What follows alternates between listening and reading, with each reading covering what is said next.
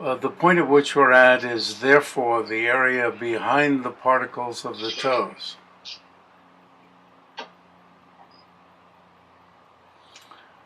And if we back up, since we're in the answer, and if we back up and go to the objection just above it,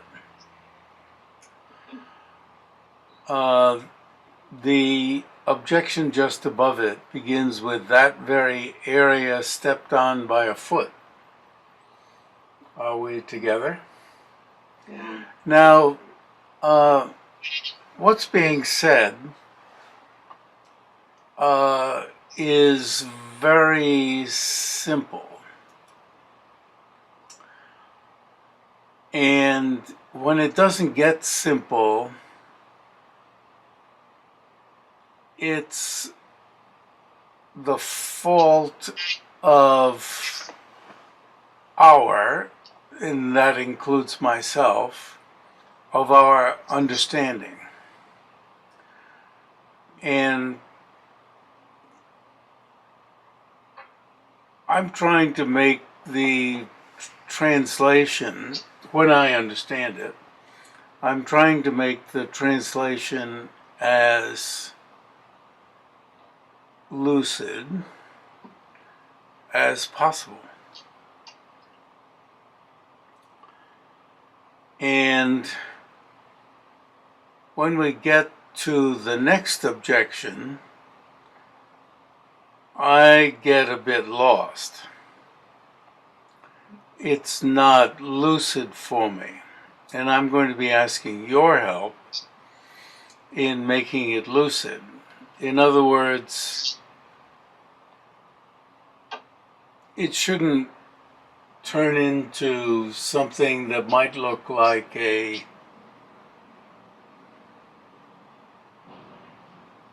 trick of words where suddenly we get hocus pocus and the car salesperson says something fast and then says, "You want to buy, huh?" And you have to quickly decide whether you're going to buy or walk out.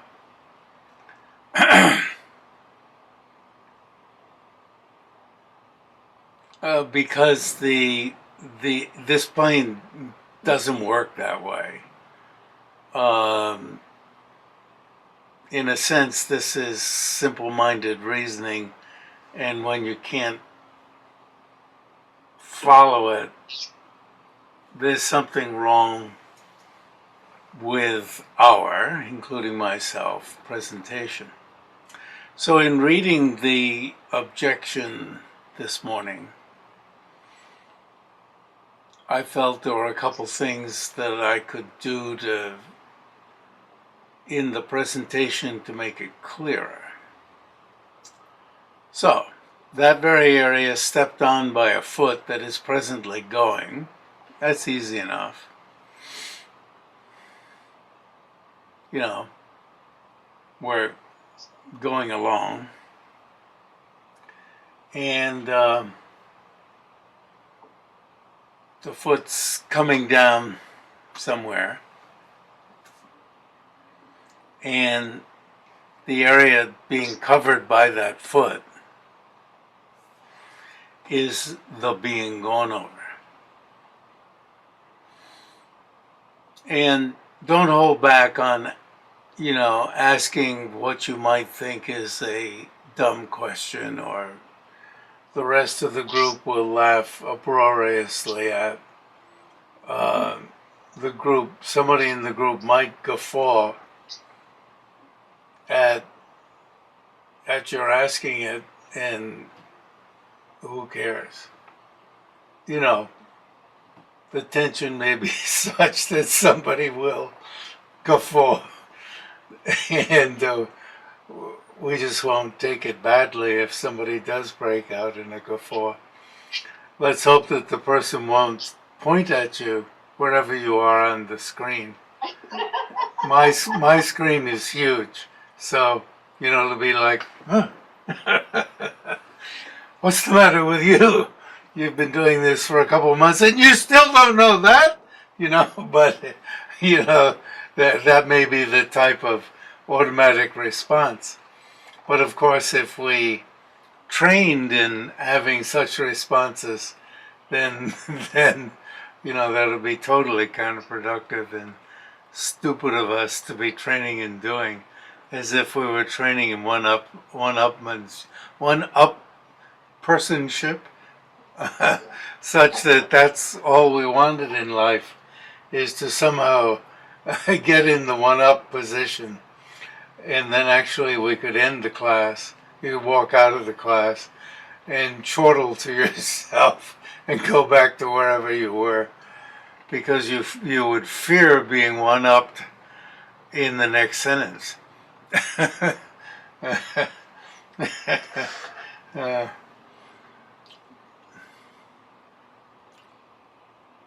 So anyway, so this first sentence is real easy, but tell me, no, it isn't easy. I'm hung up on this or that, and that's the kind of question we want. Because undoubtedly there'll be somebody else who's hung up on the same thing, and even if there isn't anybody else, we want to clear up whatever it is. Since it, moreover, this being gone over is not the gone over, and we can say to that, duh, of course it isn't the gone over. After all, it's the being gone over, and I was coming in from here, and the gone over is back here. So I could make a joke and say, this is very pedestrian, isn't it?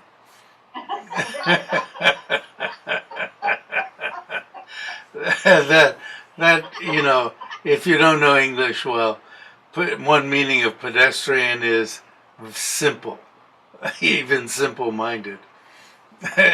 As if you're walking means simple-minded, as if you should be going in a car.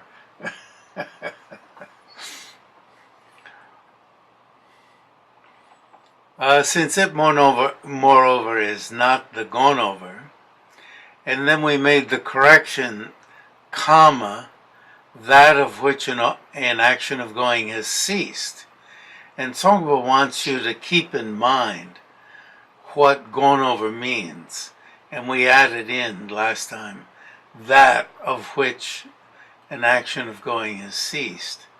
And I made the translator's decision that that was a good change. This was a good change. That putting in a comma and saying that of which an action of going has ceased. And, comma, and is not, again, the not yet gone over, right? Because we came in from here, and we're going to go over there. So, of course, it's not the not yet gone over, because I'm going to go over there and make an adjustment to the camcorder, which is sitting up on top of my BenQ Joy-B GP2 box. And I'm kind of wondering, what the hell is my BenQ Joy-B GP2? And it's not the not yet gone over, that of which an action of going has not, and then I eliminated the yet in here, has not been produced. I eliminated this yet, which this is based on Boris's, comment of, you might get confused about, easily get confused that, oh, well, this should have a dash in here or something like that. And the yet doesn't need to be added in. That of which an action of going has not been produced. And Tsong-kha-pa is just plain, simply, kindly letting us know again that the not yet gone over means that of which an action of going has not been produced. He's very kindly, much like, my old Lama Kesulekten, who,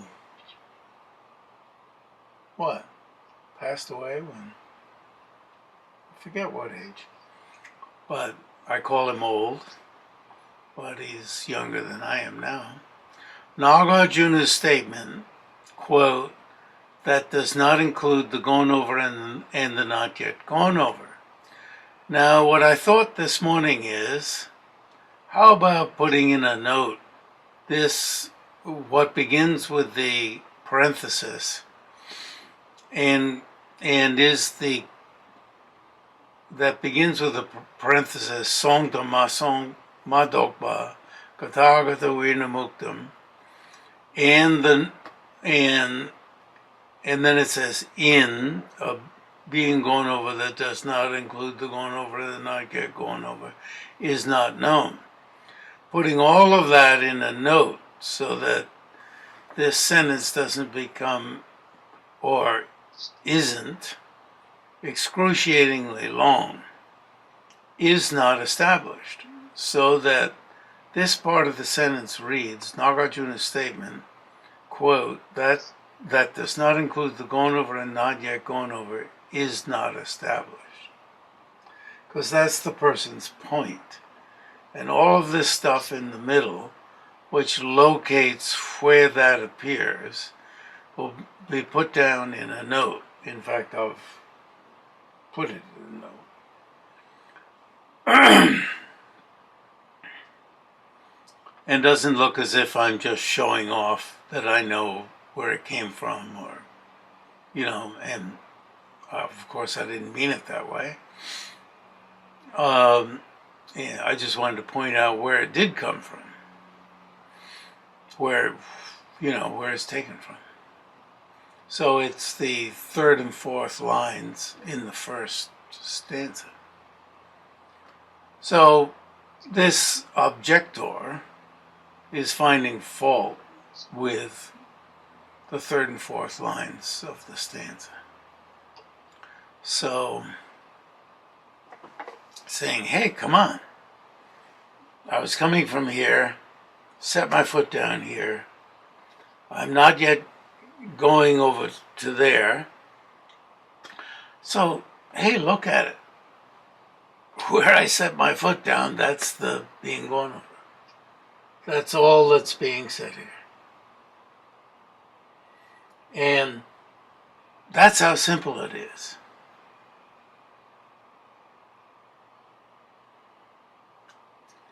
And so when we get down to the next objection, you helping me, have to figure out something that's going to be that simple. I haven't gotten there yet, I'm admitting. I'm disclosing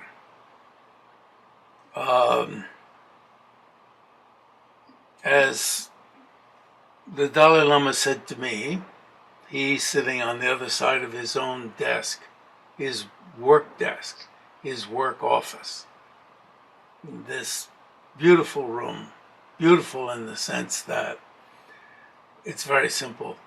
Behind him is a deck of windows, simple windows. And at that time there were no bushes or anything behind him.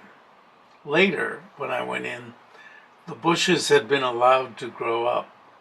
And I think it was to keep anyone from looking in, probably the Indian army that was guarding him. But you could look out into the Kangra Valley, and he's often teaching me in the afternoon, leading into the late afternoon, leading into glorious sunset, and his back was to the sunset, and I was looking at him in the panoply of the valley and the sunset, mountains on the other side, I guess. That's how I remember it. Valley, mountains, sunset, and, it's just, that's what was, and of course he's teaching me. And, what could be better? You wouldn't want a spectacular office that by its own accoutrements was spectacular. It was a spectacular setting. And he said, the word in English is confession. And actually, I don't know, confess? Fess has to come from Latin. And I should know. But anyway, he said, and that's how I came up with the word disclose. It's disclosure. He said it's like a log that has cracked open. And so you can see what's on the inside of the log. So you're opening up your inside, you're not hiding. You're not hiding. I'm not hiding that I don't know what's going on in this next objection. And and pretending to teach it within not knowing what's going on. Which is a bit of a task. If you try to teach something, you go through the sentences and you say, oh right? And you keep going on. It's, it compounds problems within yourself because you're hiding something. So, like if there's a bug inside the log, and there often is, you see what's inside the log. And the bug is not some necessarily nice, beautiful thing, although often the bug looks rather interesting. So I have disclosed that I have a number. It seems like a number of problems, but maybe it's only one or two that will unlock how simple it is. But anyway, in the answer, there's one in the first sentence that I have a problem with.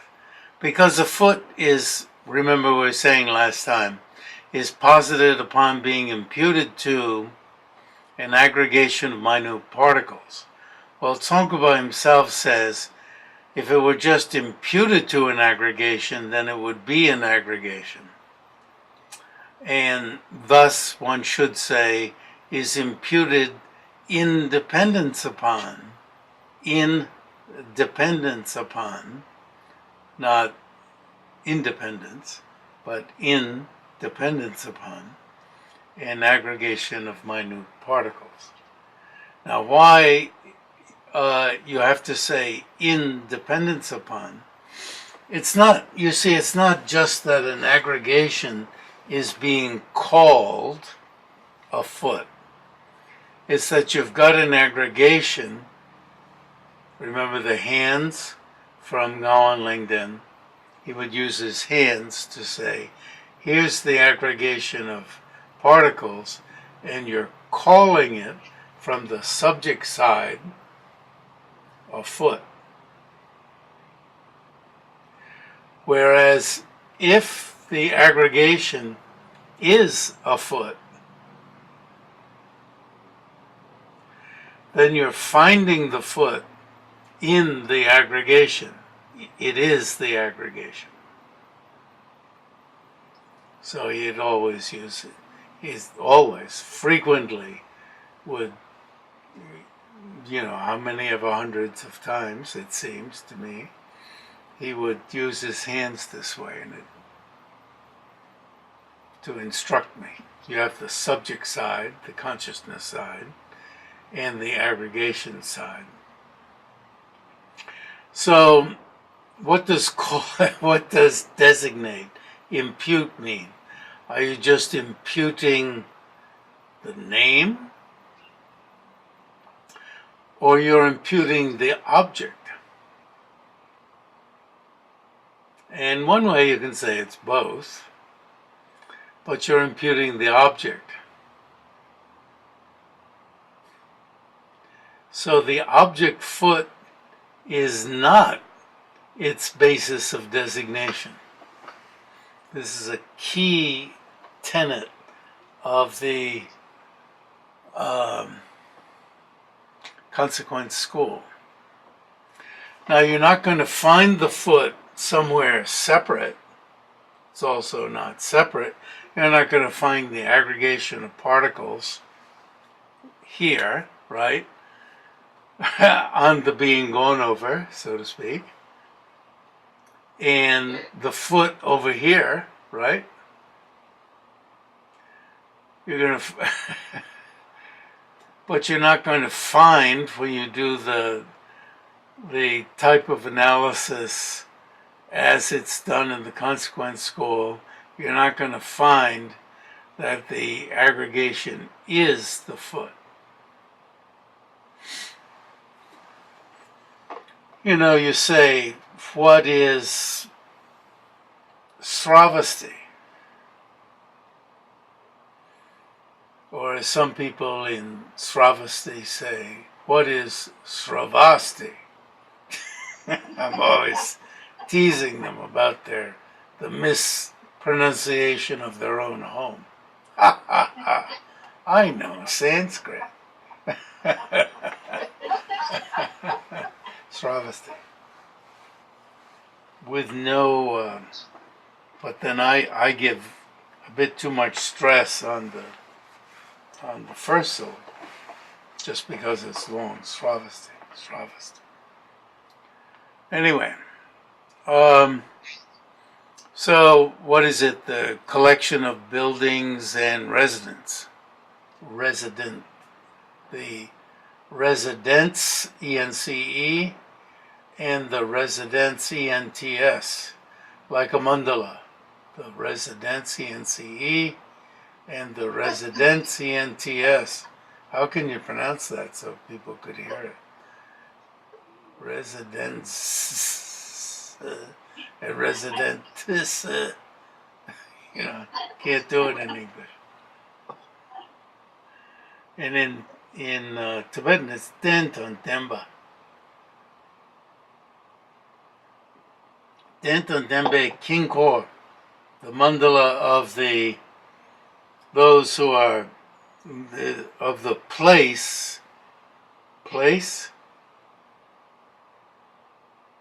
whatever, you know, like the buildings and those who inhabit it. The habitation and the inhabitants. How's that? Wow. You must be a translator.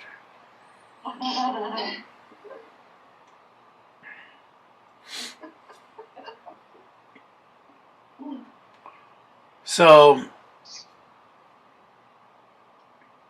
is designated in dependence upon those and is not those, and it is not the collection of those. And so you teach that to your donor, and then the donor says, well, if I can't find it anywhere, I'm not going to give a cent to it. And then you say, no, keep your ignorance. You know, and give us the money.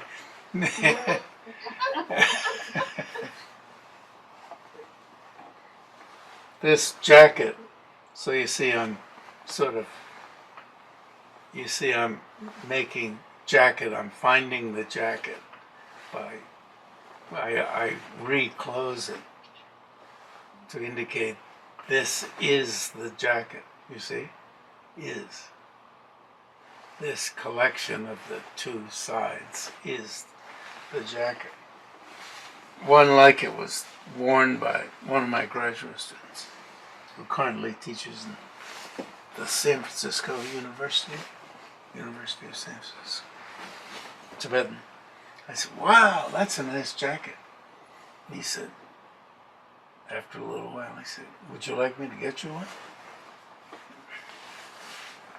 So he took my sizes and had one made up and gave it to me. That's called, Nagarjuna lists that in the Precious Colony. In Tibetan it's called kasa. You know, praising something in order to get it.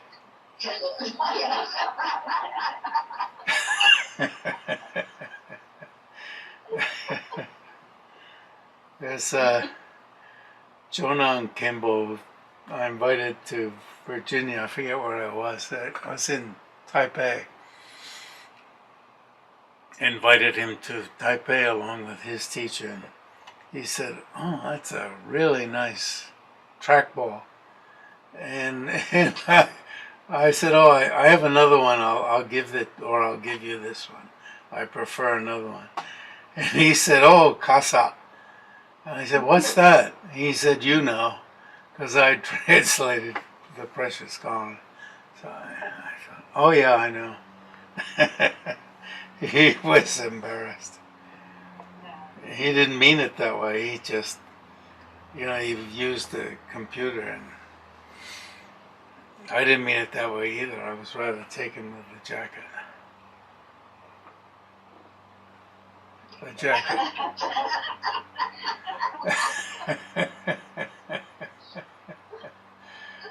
Nice jacket. I never wear it, but this morning I was looking for something. Anyway, imputed independence upon, but Tsong-kha-pa didn't say it here. And there are a number of places where he doesn't. He says imputed too.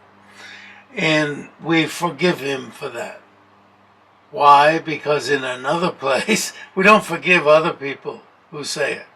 We say, oh, this is a place where the person shows, and it's usually he, right, that the person accepts that the aggregation is the object.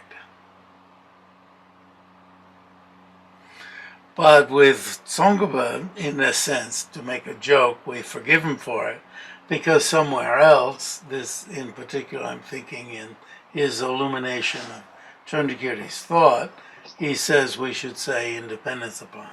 And you carry that over from some other place where he says it. All right.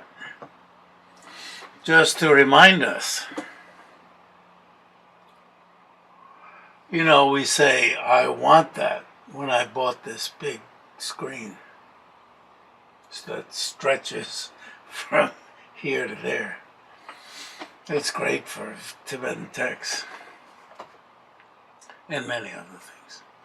So it has many front and back parts. And I began wondering from the rest of the paragraph whether this word many, which can be translated as plural, if the word many here means two,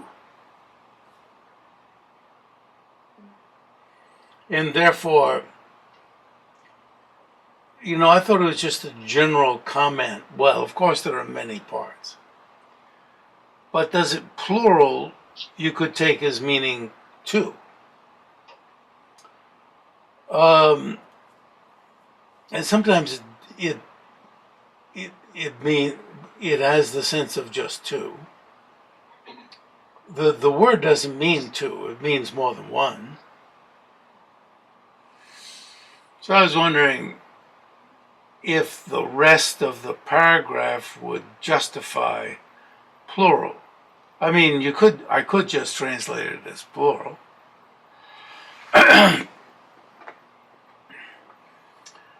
There's a reasoning of,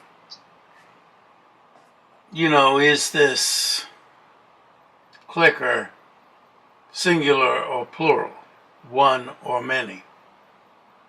I have only one clicker here. I got clickers all over the apartment. But I have only one here. So is it one or is it many? It's one. You want another one, I can't give you another one from this room. Now there are many ways of looking at it. It has many parts and so forth. But there's one clicker here. You want another Samsung clicker, this is it. Did I tell you Sony earlier? It used to be Sony. I didn't transform it into Samsung. I gave the Sony to Betsy's apartment and bought a Samsung curved. I won't wax eloquent about having a curved for a huge Tibetan Okay. Can't pull my head out of.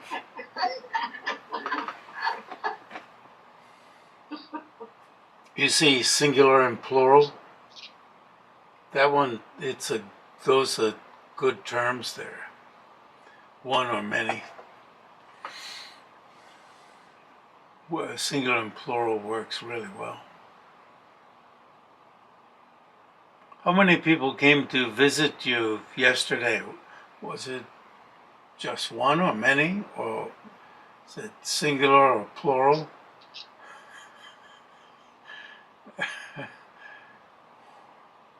Was it?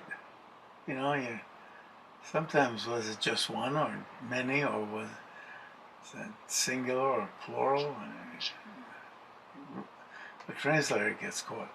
So it has plural front and back parts.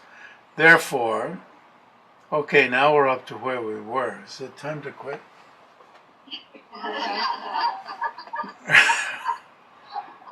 Therefore, I'm getting caught up with being humorous. Therefore, the area behind, now we get into what Tsong-kha-pa himself said. The area behind the particles of the toes. Now, I began wondering, does toes here just mean toes? Or is he dividing the foot into two parts? Does he mean, or can you take it whichever way you want? Take just the toes and everything behind the toes. Okay, that would be all right. It works. Or is he taking the foot and dividing it into two parts? Like half, dividing the foot into two parts. You know, just cut the foot in half with your mind, please. And I can't stop the jokes. And we got the top half that we'll call toes and the bottom half that we'll call the heel. Now you may wonder how I would even get into that, but there's something in here that made me wonder that. But anyway, let's start with just the toes. And everything behind the toes is included in there, the toes gone over. Simple, right? This is in the category of not just, well, it's duh, whatever. What was the word instead of duh? Simple. What? Of course. Of course. The area in front of the particles of the heel. Now, take the particles of the heel as a whole, right? Not the particles of the heel individually. Now we can do that. And of course, I believe Tsong-kha-pa goes on to do that, but of course we can do it too. Each of them. We can do each of them and then take whatever particle you want. Take the particle in the middle of the heel and everything in front of it is going to be its not yet gone over. But I prefer here to take the whole of the heel and everything in front of those particles is there, not yet gone over. But we can do it whatever way we want. But we can't get confused by not knowing exactly which of those to choose. Because it's going to work whichever way we do it. And since there also is no foot that does not include the, now this morning I wanted to get rid of the, that does not include particles. Why have the? I think that gets in the way. And since there also is no foot that does not include particles. In other words,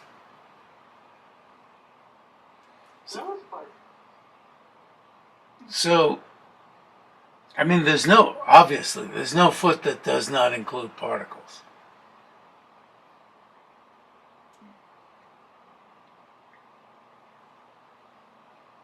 Everything behind the particles of the...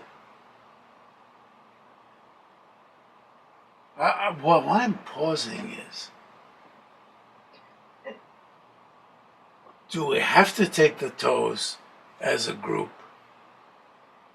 Or does it mean any of the particles of the toes? Is the gone over of there meaning any of those?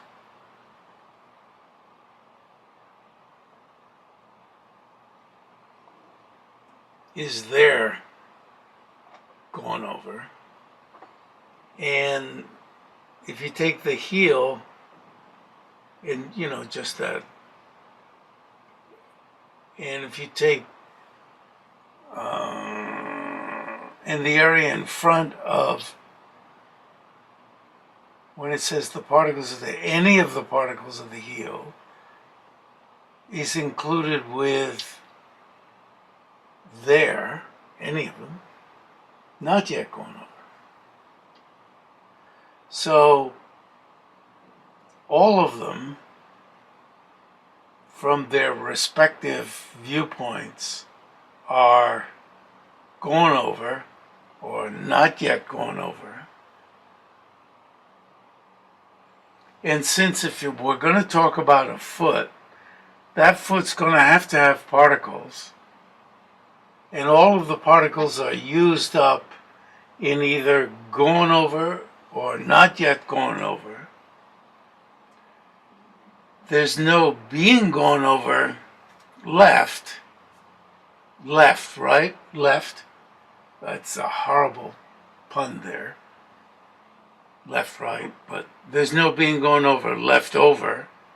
That does not include the gone over and the not yet gone over that we've already assigned. That seems to work, doesn't it? So, I think we may as well, I don't think it's any big revelation, but may as well get rid of the word the. That does not include particles.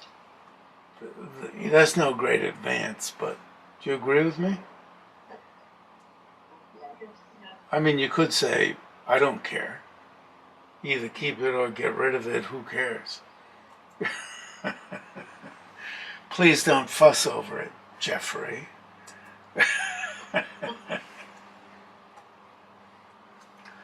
That helped me to talk it out loud. As Geshe-Sepa said, he really began learning when he began teaching. Now here was the number one Hlaramba Geshe of his year, cultural hero, and he just most modestly said, I really began learning when I began teaching. And I was shocked.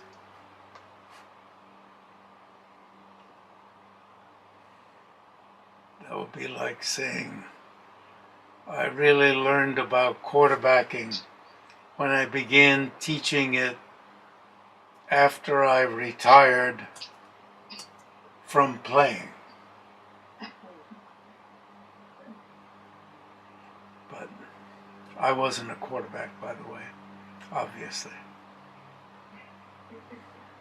Shall I show off and say I was captain of the soccer team? But I will immediately say we had a very losing season. What time is it? Oh my God, it's 9:42. Only. I didn't bring my watch. That if you use the tip particles of the toe and the rear particles of the heel, that covers everything. Yes. And that's why, as I was talking, I began thinking that any, and you are bringing that out, thank you, any would be more helpful. And you have brought out the meaning of what I was getting at. You've made it explicit. Thank you. Can I ask a question that might bring us off? Yes. Are we sure we're only talking about 1 foot? Yes. But tell me why not? Because when a person's walking, the right foot, let's say, is on the toes, and everything behind that has been gone over.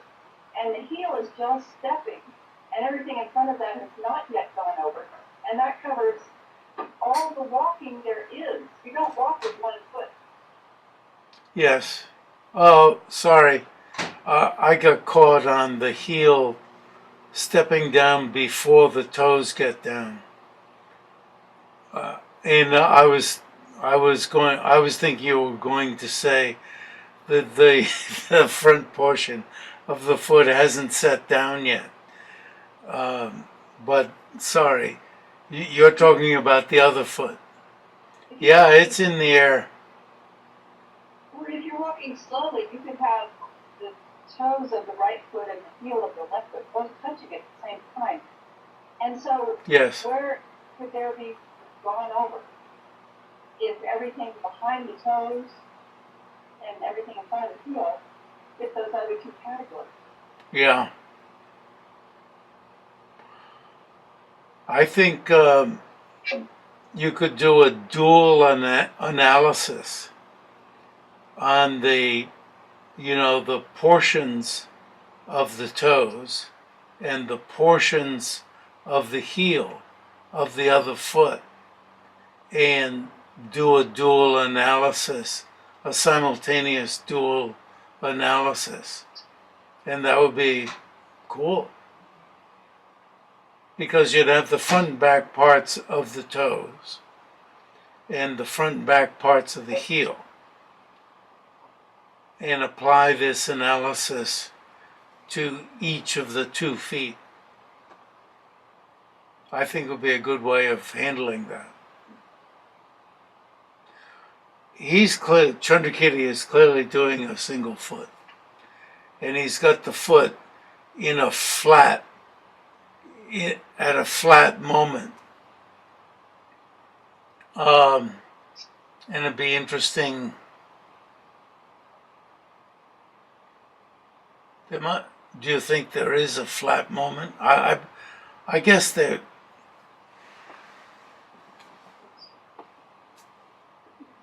Yes. But it doesn't. There probably is a flat moment. Do you think so?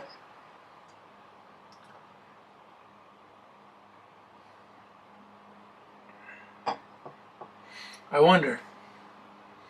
I was a runner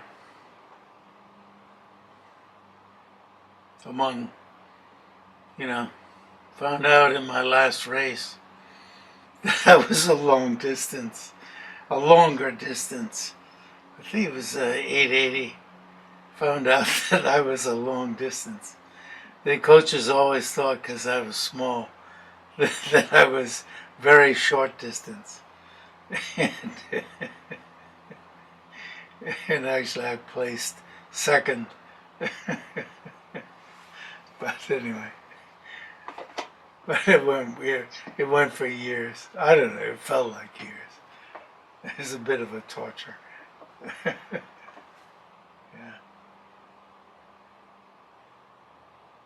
What's going through my mind is it doesn't feel as if there's any moment when it's flat, when you're running. Walking, it's another matter. Do you run on your toes? Does your heel ever touch when you run? Anyway. Does that make any sense to you, to do a dual analysis in what you're talking about? I think it'd be good either way. Well, you freeze frame it. Freeze frame it and do the analysis. No question that it's freeze framed.